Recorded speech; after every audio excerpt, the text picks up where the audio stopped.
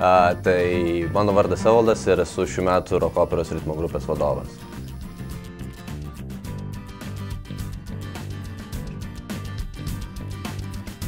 Šių metų ritmo grupės sąstatas pilnai atsinaujinęs nuo praeitų metų, tai turim būgnininką Paulių, turim gitaristus Žygį ir Roką, turim bosistą pagaliau mane pakeitusi Džiugą ir naują klavišininkę Jovitą.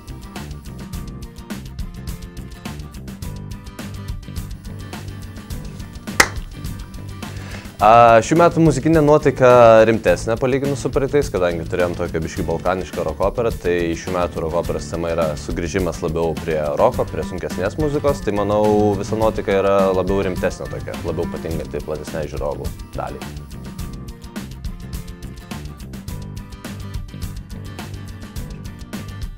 Ritmo grupės darbas prasideda atrankose, tai yra atrenka nauja komanda, kuri atranka būtent labai pasisekė šiais metais, nes paėmėm beveik visus muzikantus iš tenais. Tuomet kitas svarbus žingsnis yra dainų rinkimas, kuris vyksta gruodžio gale. Išrenkame rokoperos dainas ir vėliau kažkur nuo vasario, jau pasibaigus sesijom ir visiems baigus atostogaut, pradam repetuoti iki pat rokoperos.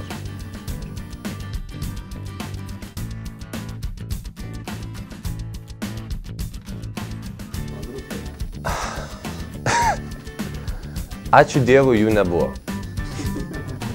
Vienintelis smagus atsitikimas buvo tai, kad vidury repeticijos užsidegė mano kompiuteris, bet ačiū savo tėčiui, puikiai pataisytas, puikiai veikiantis ir repetuojam toliau.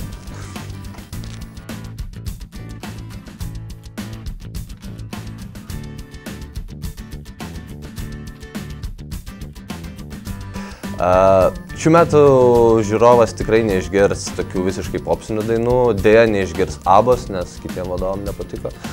Bet manau, išgirs tokias labiau klasikinio roko užtikrintas gerai žinomas dainas. Viskas, jei.